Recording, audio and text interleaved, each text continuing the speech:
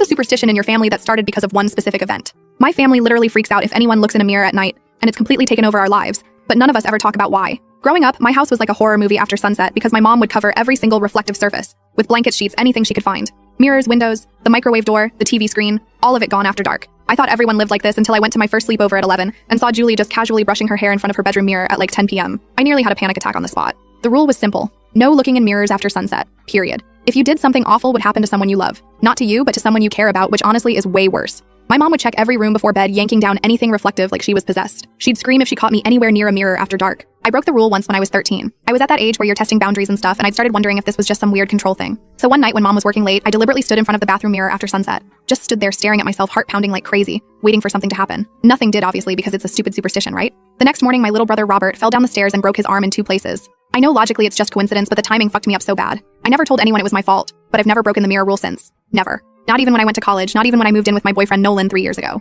The first time Nolan saw me covering our bathroom mirror before bed, he thought I was insane. He laughed about it like it was cute or whatever, but after a few months, it started to really bother him. He'd get so frustrated saying, "How can you believe this nonsense? You're a grown woman with a degree." But I couldn't stop. I'd have nightmares about someone I loved dying because I looked in a mirror at night. We'd fight about it constantly. He tried doing this whole exposure therapy thing once where he physically tried to make me look in our bedroom mirror after sunset. I completely lost it, screaming, crying, having a full breakdown. He never tried again after that, but I could tell he was starting to see me differently. Like maybe I had actual mental problems or something. Last year he told his friends I was too crazy to live with, that I had some weird mirror phobia that made no sense. He wasn't wrong, but it still hurt. I tried to research family superstitions online looking for anything similar. I'd ask relatives at family gatherings trying to be casual, but everyone would just get this weird look and change the subject. At one point I started thinking, maybe something really bad happened to my mom, like assault or something involving a mirror, and that was why nobody would talk about it. The secrecy made it feel so much worse than it probably was. Like my imagination went to really dark places. I started having these recurring nightmares where I'd be standing in front of a mirror in the dark, and something terrible would be happening behind me, but I couldn't turn around to help. I'd wake up screaming, drenched in sweat. Nolan would hold me asking what was wrong, but I couldn't even explain it to him. How do you explain a fear that has no reason? For my 25th birthday last year, I decided I was done with not knowing. I was going to get answers no matter what. I planned to confront my mom directly.